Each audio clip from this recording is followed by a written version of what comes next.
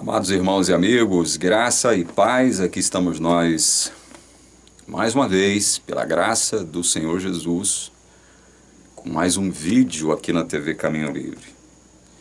E eu, antes de começar este vídeo de agora, eu gostaria de fazer uma oração.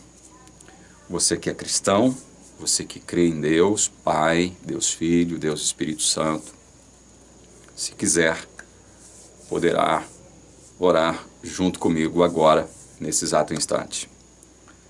Senhor Deus, maravilhoso Deus, te dou graças, Pai, por tua bondade e misericórdia que, segundo a tua palavra, duram para sempre. Te dou graças porque, de um modo misteriosamente providencial, tu tens conservado não só a minha vida, bem como a vida de muitos filhos teus, Pai, que nos assistem nesse exato instante. Eu te peço, Senhor, humildemente, colocando-me na qualidade de teu servo, teu escravo, que eu sou, que ouça agora, Senhor, a minha oração, o meu pedido, humilde, mas confiante, no sentido de que o Senhor possa abençoar ricamente, de forma efetiva,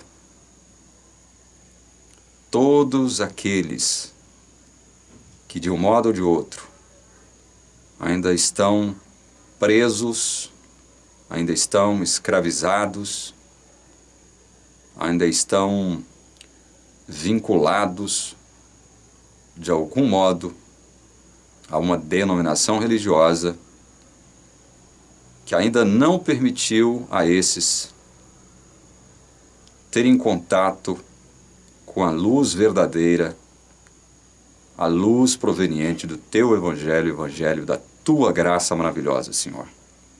Que o Senhor possa libertar todas as pessoas que assistem este canal, amigas ou inimigas deste canal, dos grilhões do diabo,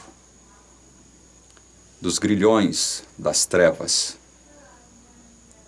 Que o teu poder se manifeste na vida destes todos, especialmente destes que têm direcionado a sua ira contra toda a verdade que é exposta neste canal. Verdades sagradas, contidas em tua santa palavra, verdades estas que são conteúdos sagrados do teu Evangelho puro e simples, que nos foi pregado por meio do Senhor Jesus e dos seus apóstolos. É em nome do Senhor Jesus que eu faço esta oração. Amém. Amados irmãos e amigos, é com o coração tranquilo que eu venho até vocês mais uma vez, aqui na TV Caminho Livre, para avaliarmos alguns textos da Palavra de Deus, analisarmos alguns textos da Palavra de Deus. Antes, porém, eu gostaria de fazer uma observação. Eu hoje recebi aqui em Goiânia a visita do meu amigo e irmão Isaías, que eu fiquei conhecendo através da TV Caminho Livre. E me deu muita alegria, me deu muita satisfação conhecer pessoalmente o Isaías, que é um espectador, né? Ele é um internauta que acompanha as publicações aqui da TV Caminho Livre já há algum tempo, e hoje me ofereceu um testemunho maravilhoso das coisas maravilhosas que Deus tem produzido na sua vida. Nos alegrou muito saber que o Isaías foi abençoado com muitas exposições produzidas por nós e publicadas aqui na TV Caminho Livre, Que Deus possa continuar abençoando ao Isaías, ele que mora na cidade de Campo Limpo, de Goiás.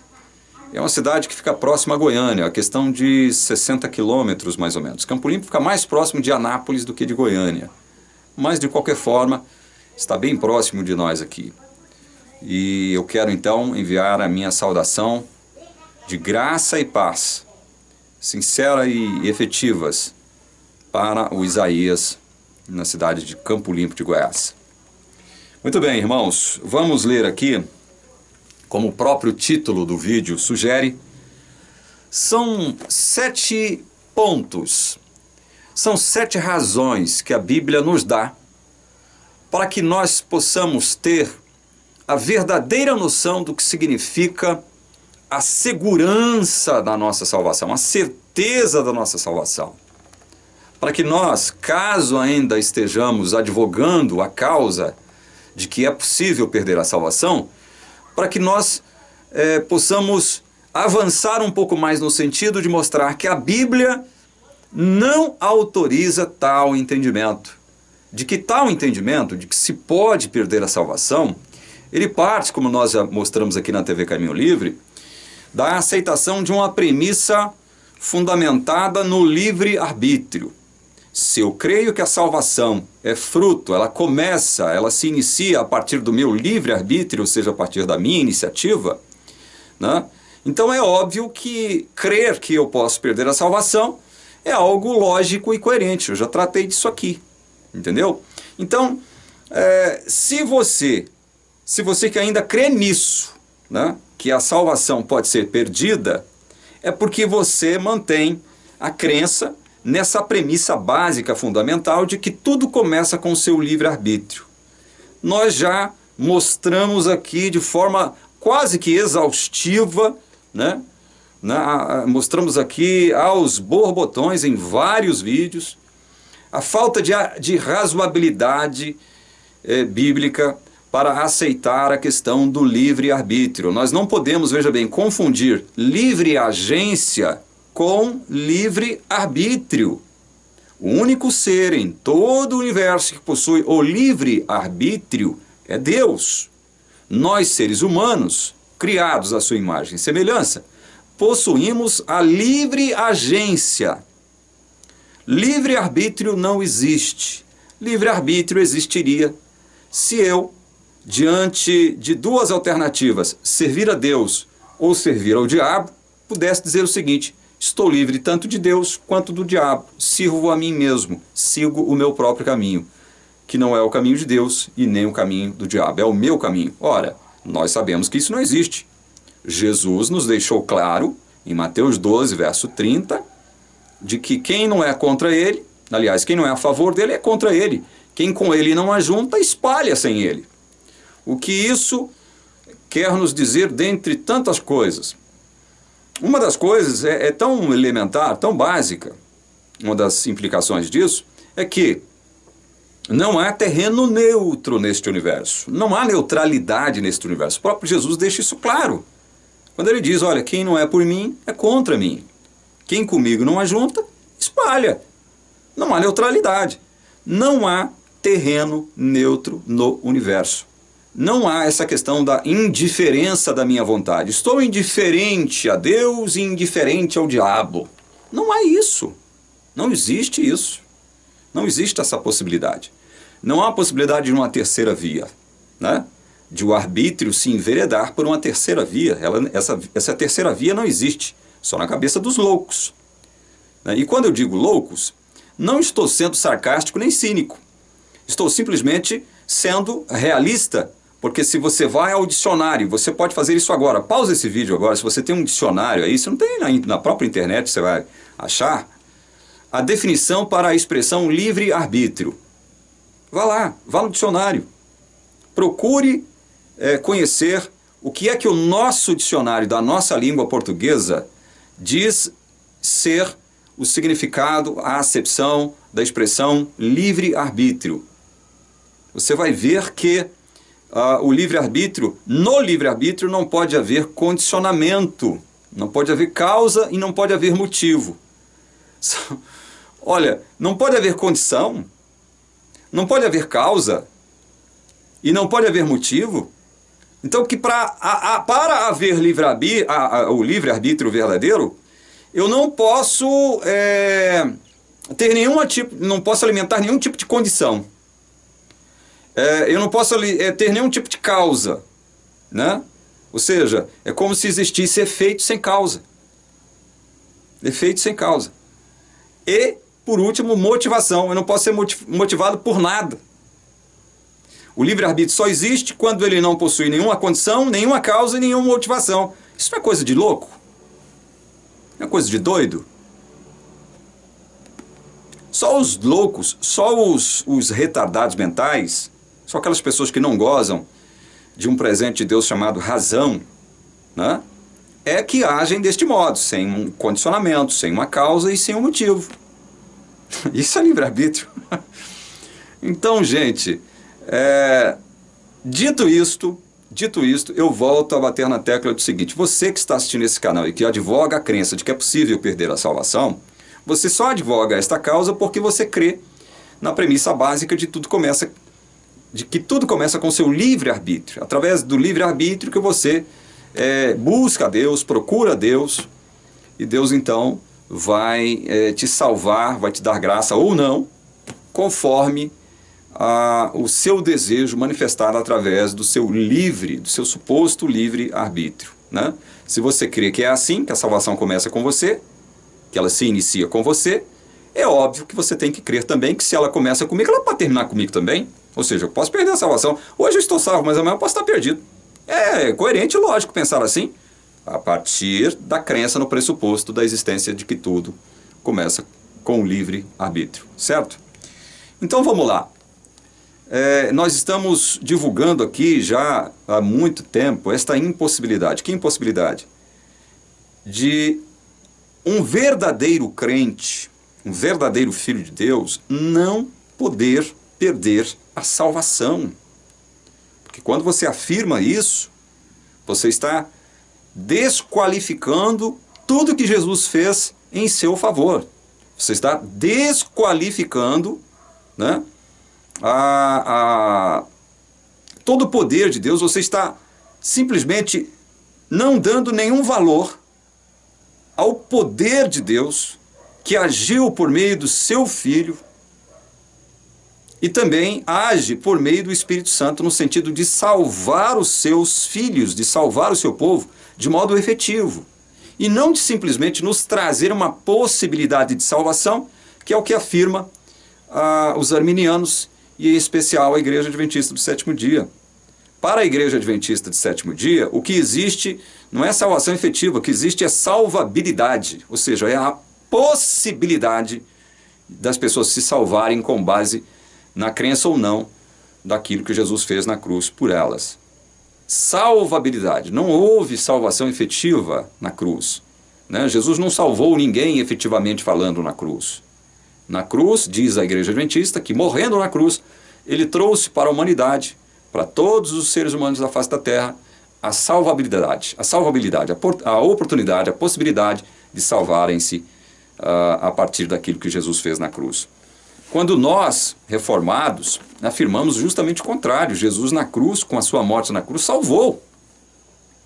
Salvou um povo, salvou uma igreja. Salvou quem? Os escolhidos, seus eleitos. Ele salvou de modo efetivo todos aqueles a quem ele inscreveu no início de tudo no livro da vida. Nós estamos mostrando isso desde o início da TV Caminho Livre, correto? Hoje eu quero ver com vocês 7 pontos, 7 razões, né, por que não é possível perder a salvação. Vamos ver o primeiro ponto, ou a primeira razão? Vamos lá, vamos ler Romanos capítulo 6, versículo 6. Romanos capítulo 6, versículo 6, diz assim o texto: sabendo isto, que foi crucificado com ele o nosso velho homem, para que o corpo do pecado seja destruído, e não sirvamos o pecado como escravos. Preste bem atenção nesta primeira afirmação de Paulo aqui aos Romanos. sabendo isso, que foi crucificado com ele, este ele é uma referência a Cristo, nós vamos ver isso aqui, foi crucificado com ele o nosso velho homem. O velho Paulo, porque quem vos fala agora é o Paulo, nova criatura. O velho Paulo foi crucificado com Cristo. Crucificado com Cristo. Quem está falando isso? É alguma denominação que eu defendo aqui? É Calvino? É Lutero? É Agostinho? É Tomás de Aquino? É... Quem mais? Quem mais? John Owen? Jonathan Edwards? É Spurgeon? É... Quem mais? Whitefield? Tyndale? Savonarola? Quem está falando isso é algum desses homens? É algum desses teólogos? Não, quem está falando isso aqui é o inspirado e autorizado apóstolo Paulo. É ele que está falando que o nosso velho homem, o seu velho homem, caso você seja um crente em Jesus, foi crucificado com Jesus. Jesus estava na cruz, eu que creio em Jesus estava lá na cruz com ele. Você que crê em Jesus estava lá na cruz com ele. Seu velho homem foi crucificado com Jesus. Estou dando esta ênfase para que você possa entender o que Paulo está afirmando. Paulo está fazendo uma afirmação clara, categórica. Então, este é o primeiro ponto que nós precisamos entender. O primeiro ponto, nosso velho homem foi crucificado com Cristo. Eu estava lá na cruz com Cristo, eu que creio em Jesus. Eu estava lá na cruz com Cristo. Certo? Este é o primeiro ponto. Vamos para o segundo ponto? Aí em Romanos capítulo 6, verso 4, diz assim, aí mesmo em Romanos 6. Fomos, pois, sepultados com ele. Esse ele é uma referência a Cristo. Na morte pelo batismo, para que como Cristo foi ressuscitado dentre os mortos pela glória do Pai, assim também andemos nós em novidade de vida. Então, a primeira afirmação, evidentemente que Paulo não faz aqui uma afirmação em ordem cronológica, né? Ele é diacrônico aqui. Então, eu estou fazendo, veja bem, eu estou tentando seguir uma ordem cronológica. Fomos crucificados com Cristo. Certo? Primeiro ponto. Qual o segundo ponto que eu estou elencando aqui? Fomos, pois, verso 4, sepultados com ele, tá vendo? Na morte pelo batismo. Olha só, então quer dizer que eu fui crucificado com Cristo, sim. Mas eu também, o que agora, como eu fui crucificado com Cristo, eu fui o que com ele também? Sepultado. Você que crê em Jesus, eu que creio em Jesus, estávamos naquele túmulo onde Jesus repousava o sono da morte no sábado. No sábado. No sábado, a morte, ao descanso da morte, imperando. Eu estava lá. Você estava lá. Fomos o que, diz Paulo? Sepultados com ele. Não percam este visto. Com ele. Estávamos unidos com Cristo na sua sepultura. Estávamos unidos com Cristo na sua cruz. Percebam a força disso. Percebam a força disso. Outro ponto. Colossenses, vamos lá para Colossenses, capítulo 2. Colossenses, vamos ler o livro de Colossenses. Colossenses, capítulo 2, verso 12. Leia comigo. Tendo sido sepultados, Paulo reafirmando o que ele afirma em Romanos 6,4. Tendo sido sepultados juntamente com ele, com Jesus, né? No batismo, olha só o que ele afirma agora. No qual, igualmente, fostes o quê? Ressuscitados mediante a fé no poder de Deus que o ressuscitou dentre os mortos. Se nós fomos crucificados com Cristo, se nós fomos sepultados com Cristo, É óbvio que Paulo só poderia afirmar o seguinte: no qual quem? Cristo. Igualmente, aliás, no batismo, perdão, não é Cristo. No qual, uma referência ao batismo. No qual igualmente fostes ressuscitados. Então veja, nós fomos crucificados com Cristo. Nós fomos sepultados com Cristo. Mas graças a Deus, glória a Deus, nós fomos o quê? Ressuscitados com Ele também. Nós fomos ressuscitados com Ele. Estão vendo? 3 pontos já. Fomos crucificados, fomos sepultados e fomos ressuscitados. Tudo com Cristo. Tudo por meio dele, junto com ele. Você foi ressuscitado com Cristo. Quando Cristo ressurge dos mortos, você ressurge com ele no primeiro dia da semana. Eu também ressurgi com Cristo no primeiro dia da semana.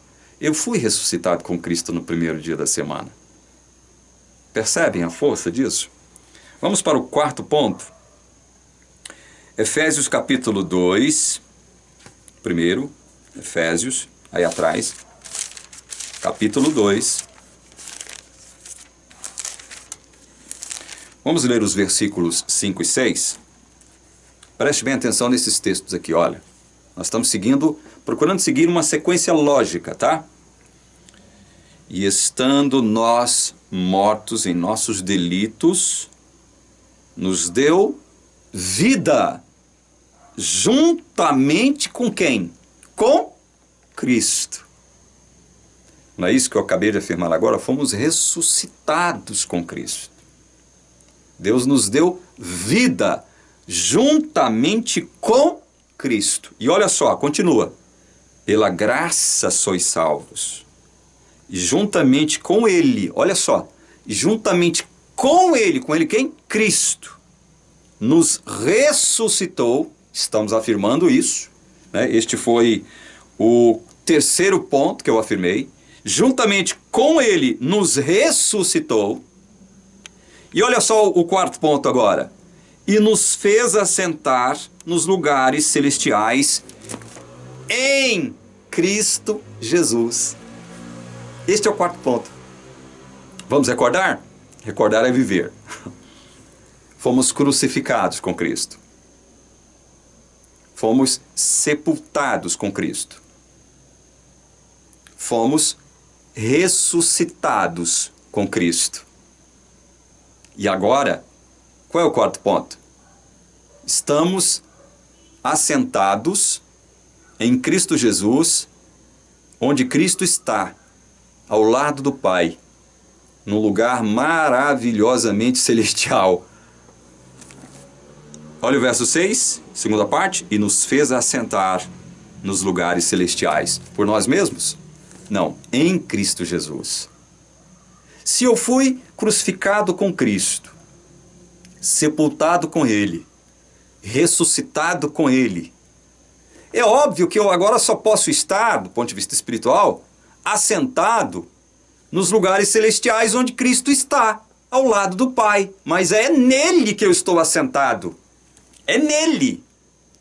Estamos dizendo isso aqui já há muito tempo na TV Caminho Livre.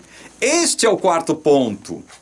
Estamos no céu onde Cristo está. Estamos nele, estamos em Cristo. Percebem? Estamos em Cristo. Já estamos no céu, em Cristo estamos no céu. Porque fomos crucificados com Ele. Fomos sepultados com Ele. Fomos ressuscitados com Ele. É óbvio que por conta disso tudo, só poderíamos estar onde Ele está. É nele que nós estamos assentados nos lugares celestiais. Este é o 4º ponto. Conseguem perceber a grandeza? Conseguem perceber a grandiosidade, a maravilha destas afirmações? Conseguem? Estão conseguindo perceber isso? Vamos para o 5º ponto. Aliás, só para reafirmar este 4º ponto, vamos ler Colossenses 1, verso 13. Voltemos a Colossenses. Aqui é Bíblia e mais Bíblia. É Bíblia sobre Bíblia. Bíblia atrás de Bíblia. Colossenses 1, verso 13. Aqui não tem disso não, aqui a gente abre a palavra mesmo. Só reafirmar aí o quarto ponto. Colossenses 1, verso 13 diz assim: Ele nos libertou do império das trevas. Isso é uma referência a Deus, esse Ele. Ele nos libertou do império das trevas. E nos o quê? Olha só o texto. E nos transportou para o reino do Filho do seu amor. Nos transportou para o reino do Filho do seu amor. Está no passado. É como Paulo diz aos Efésios: nós estamos assentados nos lugares celestiais, em Cristo. Se fomos crucificados com Ele, sepultados com Ele, ressuscitados com Ele, é óbvio que nós só podemos estar onde Ele está. E é isso que Paulo deixa claro. Deus já nos transportou, olha aqui, para o reino do Filho do seu amor. Está no passado. Por que Paulo coloca sempre as coisas no passado? Por que será? Gente, é óbvio que esta pergunta tem várias respostas, mas uma delas eu poderia dizer de forma bem simples, bem clara, bem tranquila, dizer para você o seguinte: olha, o que está no passado pode ser alterado? Me diga você, você pode alterar alguma coisa do seu passado? Sua história passada, você pode alterar? Bem que você queria, né? Bem que eu queria também, alterar muitas coisas da minha história passada, da minha biografia. Mas o que está no passado não pode ser alterado, é impossível, certo? Uma das lições que Deus quer nos transmitir, ao colocar as coisas já no passado, é esta: é que para Ele está tudo resolvido. Está tudo resolvido. Mesmo que você seja arminiano e não aceite a doutrina da eleição da graça, não aceite que Deus nos predestinou antecipadamente para a salvação. Não que você não aceite isso. Mas você crê na onisciência de Deus. Você crê na onisciência de Deus.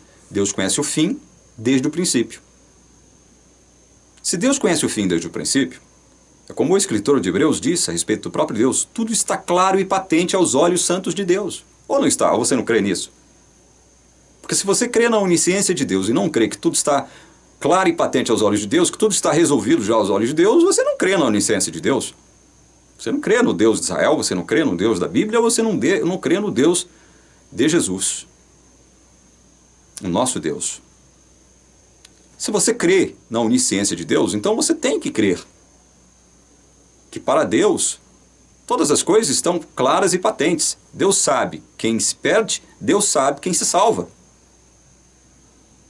Deus sabe. Não é verdade? Eu estou falando do fim. No fim da história, Deus sabe quem se perde, Deus sabe quem se salva. Não tem mas nessa história aqui agora. Nesse intervalo aqui não tem mas.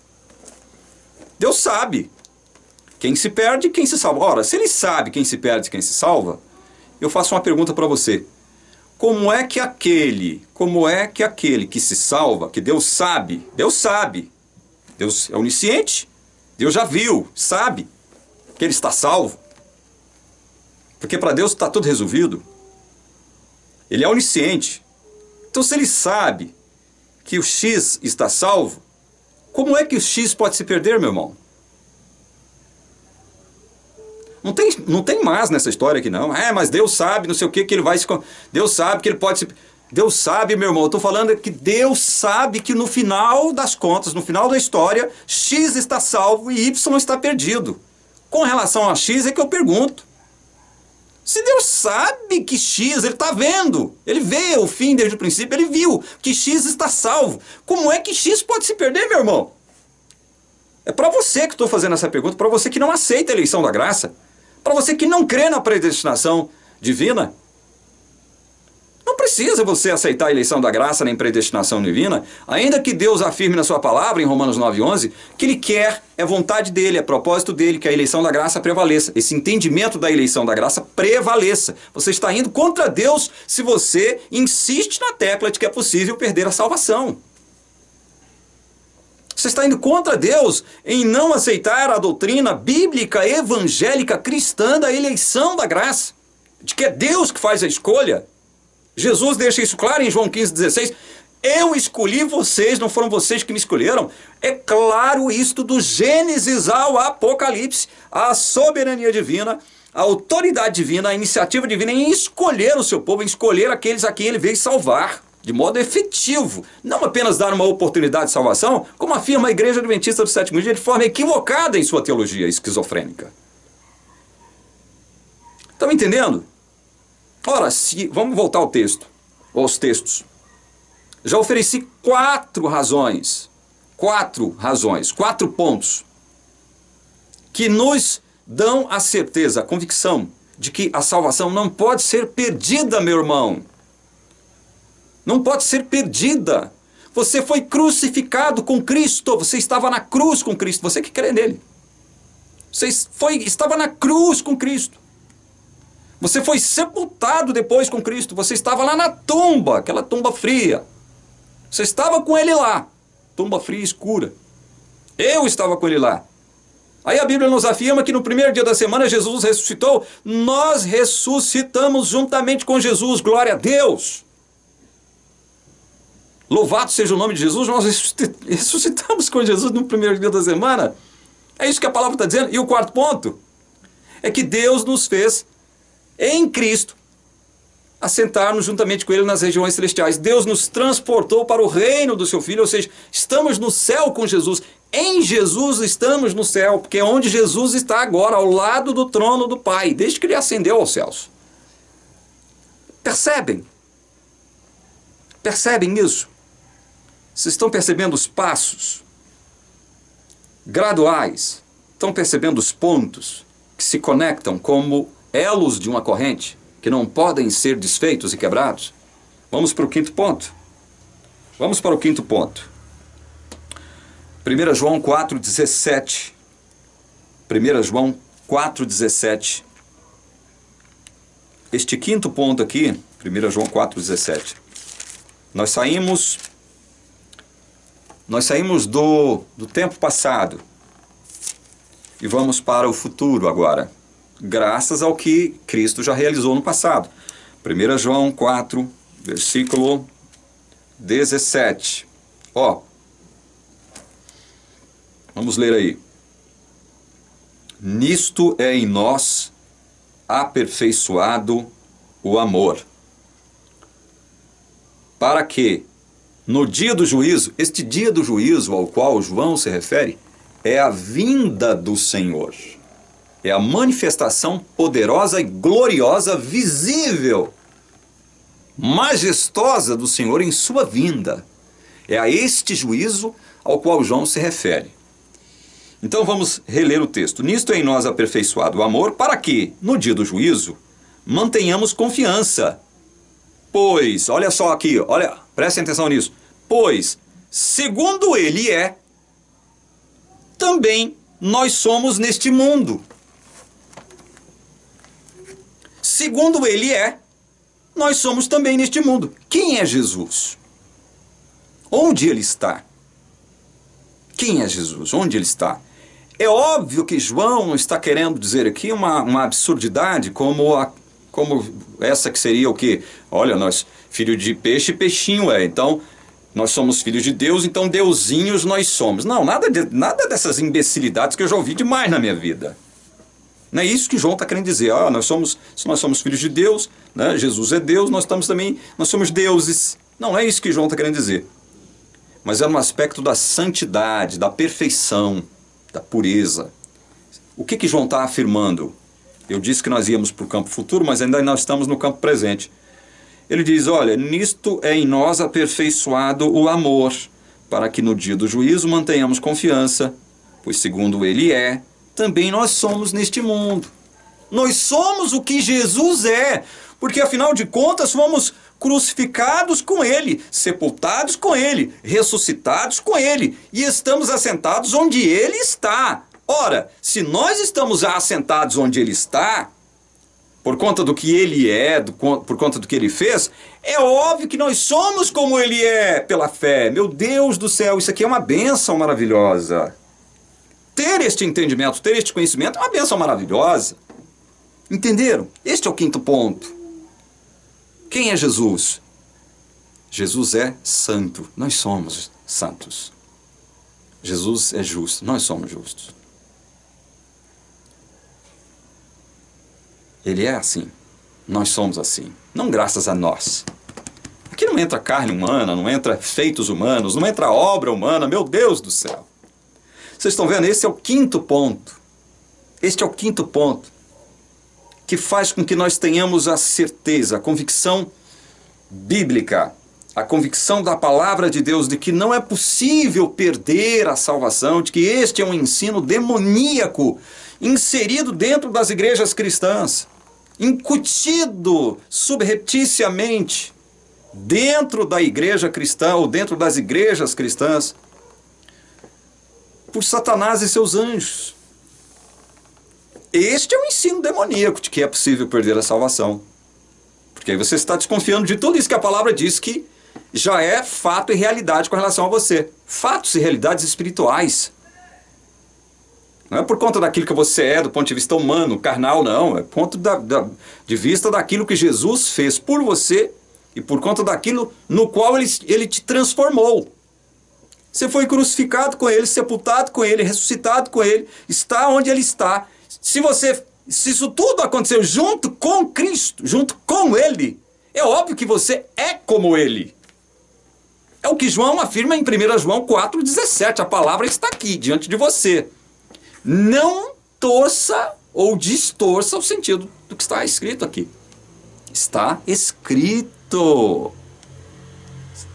Conhece muito bem essa expressão, está escrito. Nem só de pão viverá o homem, mas de toda a palavra que sai da boca de Deus. Vamos para o sexto ponto? O sexto ponto se encontra aí mesmo em 1 João, um capítulo atrás. 1 João, capítulo 3, verso 2. Amados, isso aqui agora já é um salto para o futuro. Já falamos do passado, estamos situados no presente. Vamos para o futuro? Amados, agora, olha só, agora, somos filhos de Deus. Que coisa maravilhosa. Somos filhos de Deus. E ainda, olha só, do ponto de vista real, histórico, temporal, e ainda não se manifestou o que haveremos de ser. Do ponto de vista histórico, ainda não se manifestou o que nós haveremos de ser. Sabemos que quando ele se manifestar quando? Na sua vinda. Na sua vinda. Quando ele se manifestar, olha a promessa, seremos, do ponto de vista real, temporal, histórico, seremos semelhantes a ele, porque haveremos de vê-lo como ele é. Olha a promessa. Se nós fomos crucificados com Cristo, sepultados com ele, ressuscitados com ele, estamos assentados juntamente com ele nas regiões celestiais, somos o que ele é. Então, quando ele se manifestar de forma real, temporal e histórica, nós seremos, olha a promessa, seremos semelhantes a ele, aí sim, de um ponto de vista real, histórico, temporal, porque ele vai fazer algo maravilhoso conosco, vai transformar este corpo corruptível em corpo incorruptível. Vai transformar este corpo horroroso. E muita gente concorda com isso que eu estou falando agora, aliás, 100% das pessoas que me assistem agora. Vai transformar esse corpo horroroso num corpo lindo e maravilhoso. Vai expulsar de mim, né, todo resquício, toda semente de mal, de pecado, vai me transformar. Eu serei semelhante a ele de forma agora real, temporal, histórica. Quando ele se manifestar. Esse é o sexto ponto. Que promessa maravilhosa é essa, né? Nós seremos semelhantes a ele. Por quê? porque fomos crucificados com Ele, sepultados com Ele, ressuscitados com Ele, transportados para o seu reino juntamente com Ele. Somos como Ele, do ponto de vista espiritual. E é óbvio que a promessa é que nós seremos, do ponto de vista real, semelhantes a Ele. Este é o sexto ponto. Sétimo e último ponto. 1 João, João, Evangelho de João, capítulo 14. Evangelho de João, capítulo 14, versículo 3 primeiro. Nós vamos ler outros textos, nós vamos ler esse texto primeiro. João 14, versículo 3 diz assim. O próprio Jesus, ele diz assim: quando eu for, ele está falando quando eu for para o céu, tá? E quando eu for e vos preparar lugar, voltarei e vos receberei para mim mesmo. Para mim mesmo. Para quê? Para que onde eu estou, estejais vós também. Do ponto de vista real, factual, temporal, histórico, é isto que acontecerá. Onde Cristo estiver, Ele quer que nós estejamos com Ele. Por quê? Porque eu fui crucificado com Ele. Eu fui sepultado com Ele. Eu fui ressuscitado com Ele. Eu fui transportado espiritualmente para o reino celestial juntamente com Ele. Nele eu estou assentado nos lugares celestiais. Eu fui transportado por Deus para esse reino celestial, nele, em Jesus. Sou como Ele é. Quando Ele se manifestar, eu serei semelhante a Ele. Por que isso tudo? Para que onde Ele estiver, eu esteja com Ele. Vocês estão vendo? Estão percebendo uma cadeia maravilhosa que se forma através de elos maravilhosos, ligados um ao outro, e nos transmitindo essa verdade maravilhosa que eu estou passando para vocês, nos dando a certeza, a convicção de que não é possível perder a salvação, não é por conta daquilo que eu sou, daquilo que eu faço. Nada disso é pela graça dele somente, por conta de tudo que ele fez, já realizou, e por conta do sentido que tudo tem quando eu tenho fé em Jesus e no que ele fez por mim. Só por isso. Esse é o sétimo ponto. Onde Jesus estiver, nós estaremos junto com Ele. Estivemos com Ele nos tempos ruins, estaremos eternamente com Ele no Shabá eterno. Agora o último texto está em João 17. Abra em João, Evangelho de João, capítulo 17, versos 19 até o verso 24. Presta atenção neste trecho maravilhoso da Palavra de Deus para a gente encerrar este estudo bíblico que nós estamos fazendo aqui agora com chave de ouro, deixando a Palavra de Deus entrar e fazer uma obra dentro da nossa mente e do nosso coração. João 17, versos 19 a 24. O texto diz assim: e a favor deles, isso aqui veja, é a oração sacerdotal de Jesus, é a oração que Jesus faz antes de subir aos céus, em favor dos seus filhos. Ele faz questão de deixar isso claro aqui no João capítulo 17. Ele ora por seus filhos, os do presente, do seu presente, e os filhos do futuro, por nós. É quando Jesus ora por nós, por mim e por você. Então ele está falando aqui, olha, é a favor deles, e a favor deles, eu me santifico a mim mesmo. Ou seja, em favor de quem Jesus santificou-se a si mesmo? Porque ele já era santo. Ele já era santo. Mas ele fez questão de santificar-se enquanto humano, ser humano que ele foi, nascido por obra do Espírito Santo através do ventre de Maria, o ventre virgem e santo de Maria, ele diz, a favor deles eu me santifico a mim mesmo. Em nosso favor ele santificou-se a si mesmo. E diz aqui, para que eles, nós, eu e você, também sejam santificados na verdade. Então ele santifica-se a si mesmo, para que eu e você sejamos santificados nesta verdade. Porque quem é a verdade? Ele mesmo diz, eu sou o caminho, a verdade e a vida. Então, quando ele afirma, em favor deles eu me santifiquei a mim mesmo, eu me santifico a mim mesmo, para que eles também sejam santificados na verdade. Que verdade? Nesta verdade que ele acabou de afirmar, que é ele mesmo, santificado em favor nosso, em nosso favor. Ou seja, a santidade de Jesus nos pertence, não graças ao que eu sou, ao que eu faço, mas graças ao que ele é e ao que ele fez. Não é isso que nós estamos falando aqui? É isso que o texto deixa claro. Olha o verso 20. Olha o verso 20. Não rogo somente por estes. E quando ele se refere a estes, são aqueles que faziam parte do seu tempo, os seus filhos do seu tempo, da sua época, da sua circunstância. Não rogo somente por estes, Pai. Olha o que ele diz. Mas também por aqueles que vierem a crer em mim, por intermédio da sua palavra.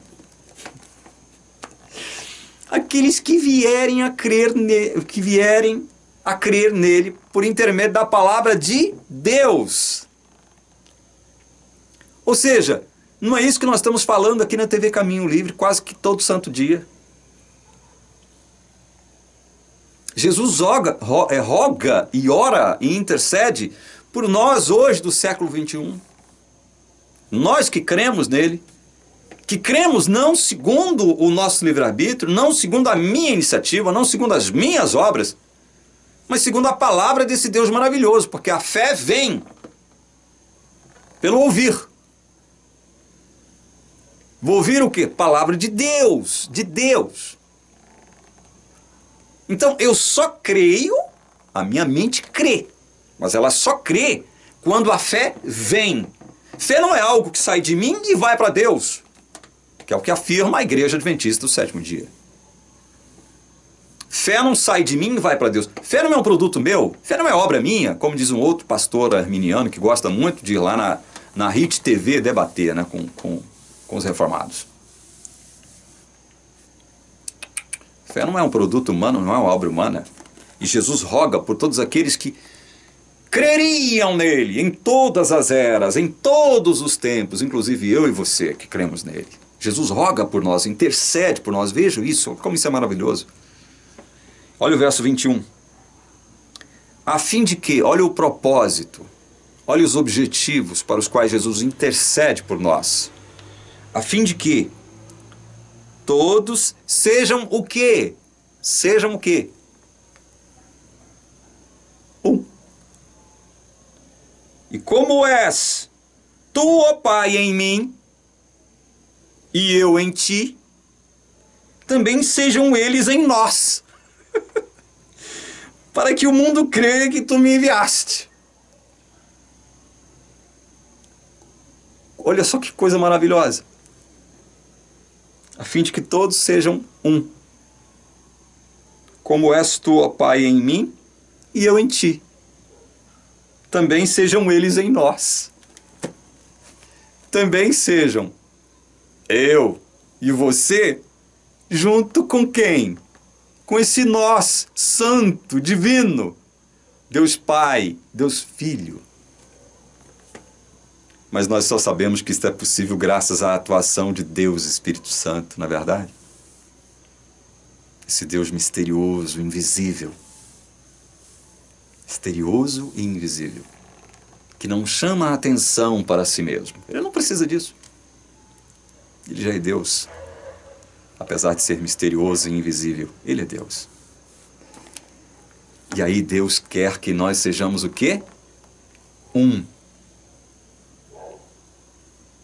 Um.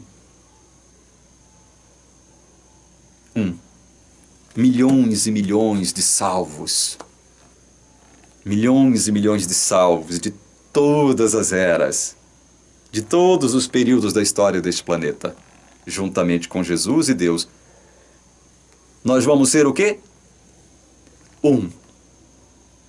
Este é um conceito, veja bem, este é um conceito eminentemente cristocêntrico, evangélico, gracioso da palavra de Deus. Apesar de sermos milhões, eu não sei se adentraremos a casa do bilhão, mas pode ser que sim, pode ser que sim. Bilhões de seres salvos, de todas as eras, bilhões. Mas junto com Deus Pai e Deus Filho, seremos o quê? Qual é o conceito? Um.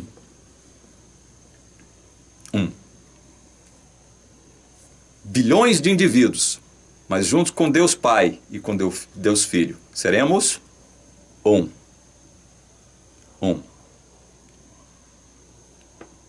Estão percebendo onde é que eu quero chegar? Sem nenhuma ofensa aos unitaristas, tá? Sem nenhuma ofensa, sem nenhum cinismo, sem nenhum sarcasmo. Ok? Estou reverberando a palavra de Deus. Este conceito de 3 em 1 é cristão, é bíblico, é cientificamente comprovado. Deus é 3 em 1. Deus é 3 em 1. Embora haja quem diga que não, que isto não tem lógica, que isto é irrazoável, nós afirmamos com base na revelação, não com base na lógica humana, com base na razão humana. Nós fazemos afirmações com base na palavra. Quem disse que isto é ilógico não sabe e não pode entender, por exemplo, que a música é 3 em 1. Não é? A música não é 3 em 1? Abrindo um parênteses aqui agora, só um minuto. Abrindo um parêntese aqui agora, já que eu citei esta questão, não para ofender ninguém, mas já que eu citei, abri essa questão, a música é 3 em 1. Por quê? Porque ela é melodia, ela é harmonia e ela é ritmo. Melodia, harmonia e ritmo. 3 em 1. Esses 3 conceitos são música. O que mais é 3 em 1? A célula é 3 em 1. Por quê? Porque na célula há DNA, RNA e proteínas. 3 em 1. O que mais? Os estados da matéria. 3 em 1. Sólido, líquido, gasoso. 3 em 1. O que mais? Matéria. É 3 em 1. Por quê? Porque tem prótons, tem nêutrons e tem elétrons. 3 em 1. O que mais? O espaço. O espaço é 3 em 1 também. Por quê? Porque a altura, a largura e a profundidade. 3 em 1. O que mais? O tempo. O tempo é 3 em 1. Por quê? Porque há passado, há presente e há futuro. Tudo isso é tempo. Então, o que eu acabei de citar para vocês aqui agora é a trindade científica. Certo? Não apelem para a lógica humana, para a razão humana, no sentido de afirmar que Deus é uma pessoa só. Deus é um ser solitário, único. Não apelem para a razão humana, para a lógica humana. Não queiram apelar para isso. Deus é 3 em 1. 3 pessoas, uma essência, uma natureza. E quando nós estivermos junto com esse Deus maravilhoso, nós seremos quantos? Quantos nós seremos? Apesar de bilhões de indivíduos, seremos o quê? 1. Sou eu que estou dizendo isso? É Calvino? É Lutero? É Agostinho? Que mais? É Spurgeon? É George Whitefield? É Jonathan Edwards? É Savonarola? É Tyndale? Hã? Tomás de Aquino? São alguns destes homens que dizem isto? Não. É o apóstolo João, na palavra de Deus, está dizendo isso. E olha, verso 21 dizendo o seguinte, olha, a fim de que todos sejam um, como és tu, ó Pai, em mim, e eu em ti também, sejam eles em nós, para que o mundo creia que tu me enviaste. Verso 22. Eu lhes tenho transmitido a glória que me tens dado, para que sejam o quê? Um, como nós o somos. Nós, Jesus falando, nós, no plural. Nós o somos. Ele e Deus, seu Pai. Para que sejam o quê? Um. Por que isso? Por que isso? Por que Jesus está fazendo questão de dizer isso? Para que sejam o quê? Um. Porque nós fomos um com Jesus na cruz. Nós fomos um com Jesus na sepultura. Nós fomos um com Jesus na ressurreição. Nós somos um com Jesus ao sermos transportados para o reino do Filho do seu amor. Estamos nele. Nós somos como ele é, ou seja, somos um com ele na realidade dele. Somos um com ele. Seremos semelhantes a ele quando ele se manifestar. E a promessa, a última promessa, é de que onde ele estiver, nós estejamos com ele, unidos com ele, para que sejamos o quê? Com ele? Um! Percebem? Percebem a harmonia de tudo? Verso 23. Eu neles e tu em mim, a fim de que sejam aperfeiçoados na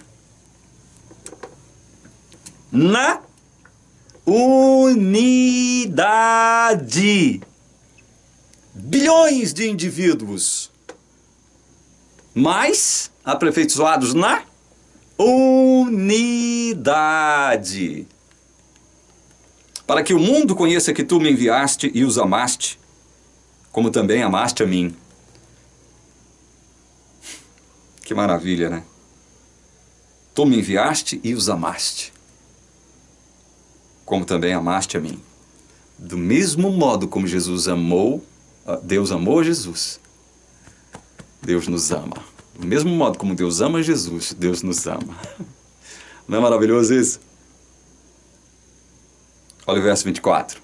Isso aqui é maravilhoso. Pai, ó Pai, a minha vontade é que onde eu estou, estejam também comigo os que me deste, para que vejam a minha glória que me conferiste, porque me amaste antes da fundação do mundo. Onde eu estou, que eles estejam comigo, todos aqueles que o Senhor me deu, Pai. Esta é a vontade. Olha só que maravilha. A minha vontade, a vontade do Senhor Jesus, expressa, explícita aqui na sua palavra. Qual é a vontade desse Jesus maravilhoso que nos salvou de modo efetivo? Qual é a vontade dele? Vou ler de novo. A minha vontade é que onde eu estou estejam também comigo os que me deste, para que vejam a minha glória que me conferiste, porque me amaste antes da fundação do mundo. Ou seja, todos aqueles a quem o Deus maravilhoso, a quem Jesus chama de Pai, todos aqueles a quem esse Deus maravilhoso deu ao seu filho, deu de presente para o seu filho. Está aqui, meu filho. Toma. São seus. Todos estes a quem Deus deu para o seu filho. Qual é a vontade de Jesus? Que todos estes estejam onde ele estiver.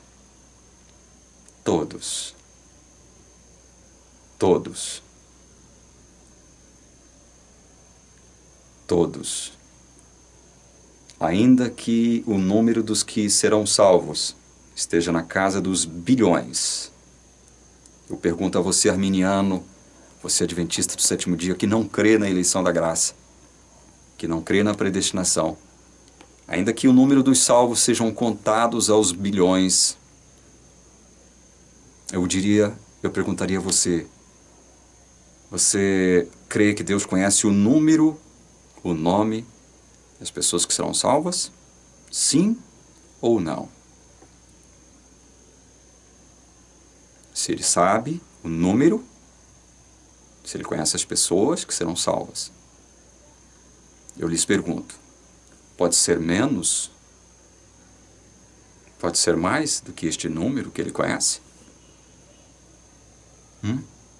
Estou perguntando para você, adventista, sem sarcasmo, sem cinismo. Estou perguntando para você. Responda para você mesmo, mas com base na palavra de Deus, com base no está escrito, porque nem só de pão viverá o homem, mas de toda a palavra que sai da boca de Deus. Que as bênçãos do Senhor Jesus alcancem você com a sua graça maravilhosa. Em nome de Jesus. Amém.